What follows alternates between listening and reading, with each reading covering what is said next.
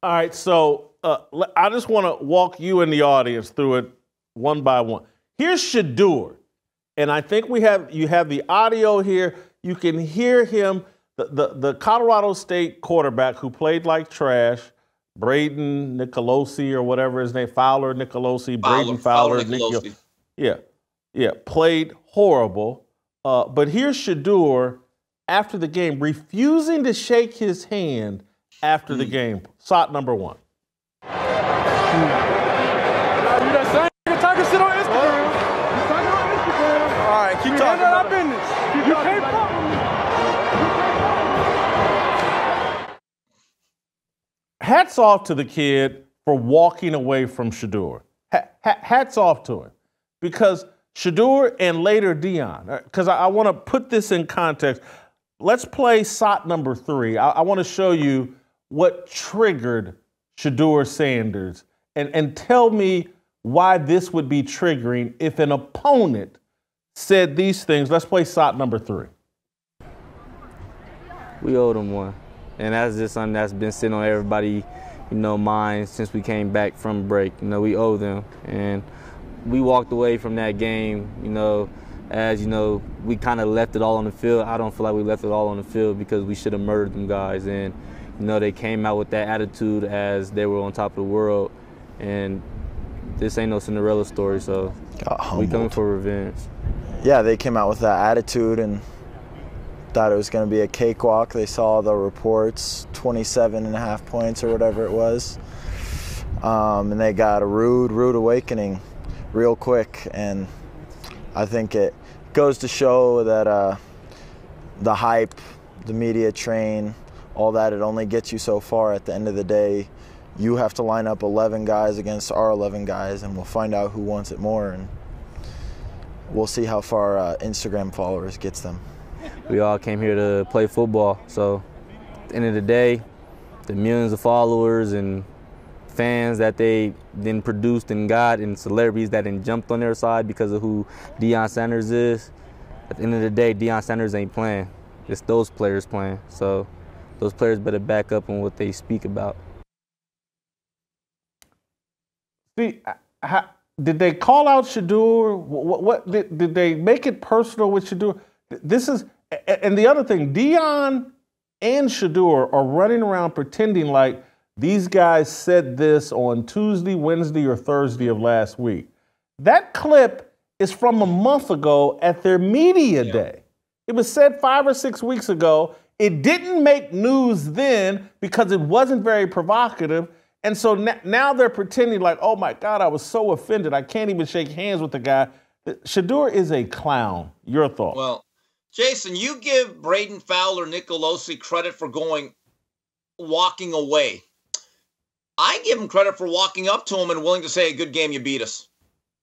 Because, if I was Fowler Nicolosi in that situation, you know what I would have done? I would have said to Jay Norva, hey, coach, head's a little lightheaded. I think I got a concussion. Well, there's only a few minutes left, coach. Maybe, oh my God, I can't see anything. I would have said, hey, guys, get Fowler Nicolosi the hell out of here. But he was willing to pay the piper and look at Shedeur in the eyes and say, you beat us, you were the better man, congratulations.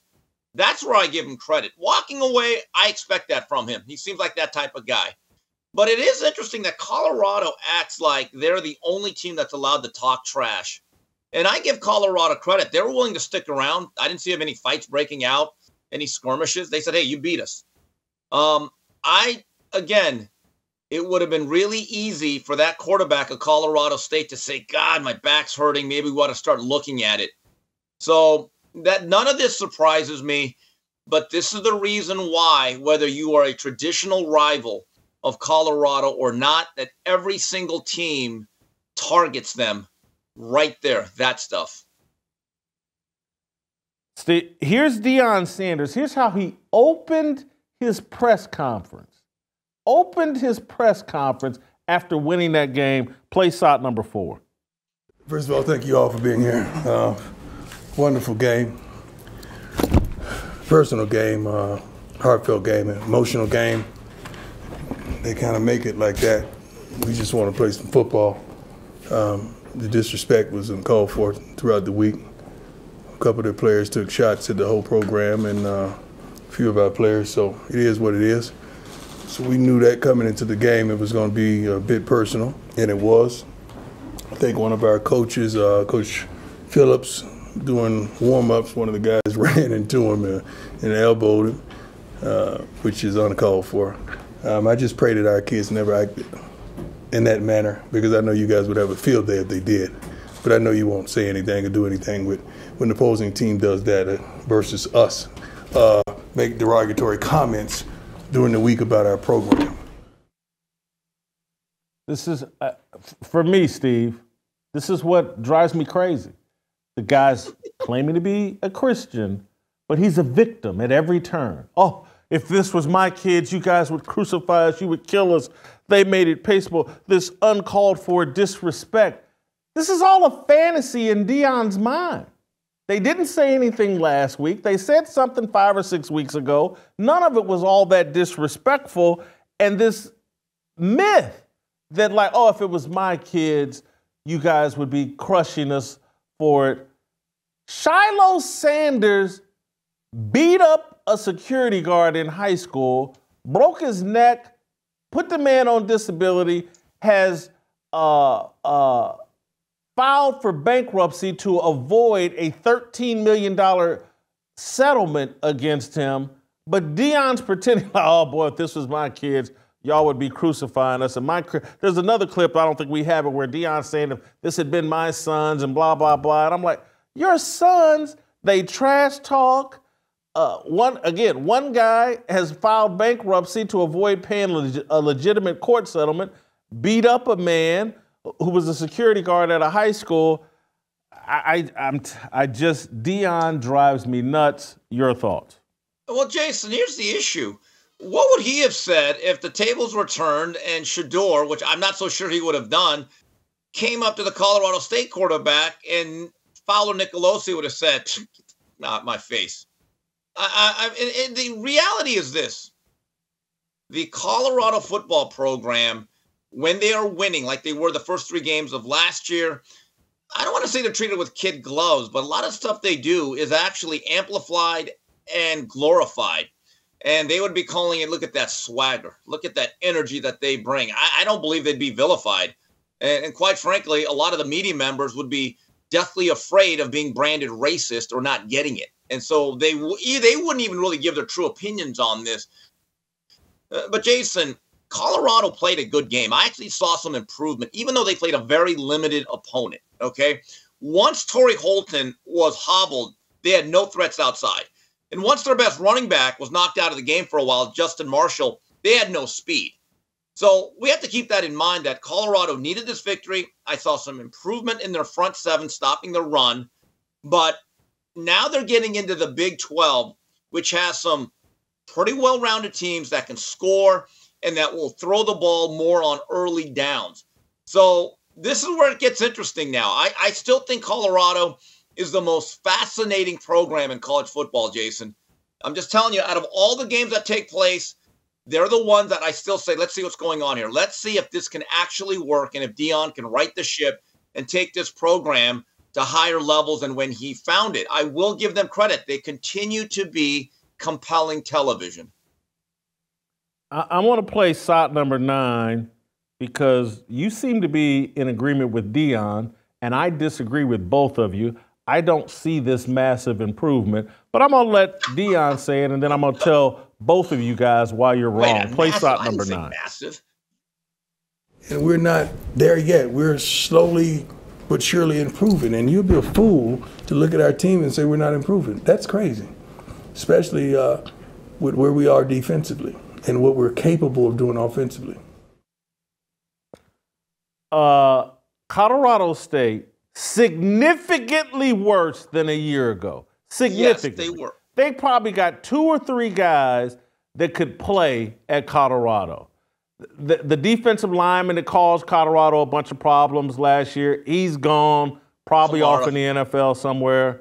Colorado State's offensive line, not as good, but let's just look at Colorado. Yes, they ran the ball better against an overmatched team. I think this is the least talented team that Colorado's played this year. I think South Dakota State, was it, or was North Dakota State had more talent. North Dakota State had more talent to me than this Colorado State team. This Colorado State team is abysmal, and Jay Norville chose this past Saturday to coach one of the worst games I've ever seen anybody coach, totally petrified to throw the ball on first down, put his overmatched quarterback in impossible situations by never throwing on a down when they weren't expecting him to throw. Colorado State poorly coached, but when I look at Colorado, I don't see a pass rush. That wasn't a very talented offensive line they were playing against. There's still no pass rush. Yes, they were improved running the football. Hats off to them. I think that's a byproduct of the other team just being overmatched physically, too emotional. But even at that, Deion, in a game that they dominated, a game that they really were never out of control. They were always ahead for virtually all of the game. They only ran the ball 19 times. Yeah. They threw it 49 times. And so improvement isn't just the kids on the field, it's the head coach. The head coach is an idiot. He's running the team to pad his son's stats and to put his son in the Heisman race. I want to play, I believe it's shot number 6, where Deion, when they're throwing at the end of the game, they're up 28-9, and they're throwing the football trying to pad Shedeur's stats, and Deion's talking about he's not aware of the protocol. Play shot 6. No. I mean, we want to score. The game is about scoring, isn't it? I don't know protocol. You should have called me and told me when to pull off. They was trying to, as long as the other team is trying to score, we're trying to score. That's my rule. And is that as good as Travis? Go back to my original point. He's not in control of himself. Jay Norville dictates his behavior. Colorado State dictates his behavior. He's got a program that needs to establish confidence in the run game.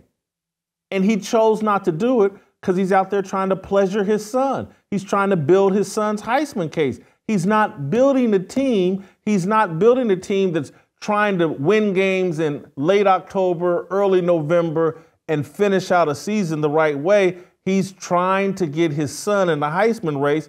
And so instead of running the football, building up that side of the team, giving them confidence, giving them the mental image, the positive results from running the football, he doesn't do it because he's so enamored with trying to make his son the Heisman Trophy candidate that he's jeopardizing and undermining his own success of his own team. He's not in control. He's a little puppet that other people control. If you enjoyed that video, be sure to hit the like button and subscribe so you